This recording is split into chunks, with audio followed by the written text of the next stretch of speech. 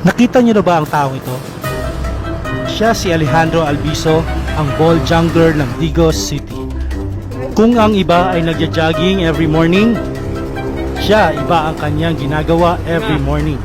Yan ang kanyang daily habit every morning, pampawalaan ng kanyang stress.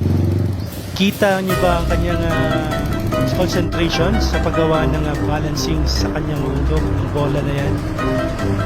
Napakadaling tingnan, pero ang hirap gawin. Sige, dagan.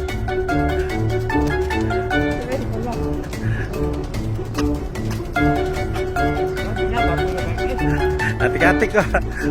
Sige, pakalali mo gani. Alejandro. Alejandro. Albizo.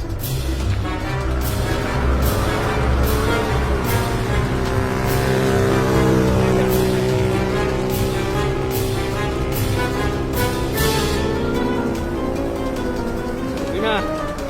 Ya, kapan itu betul?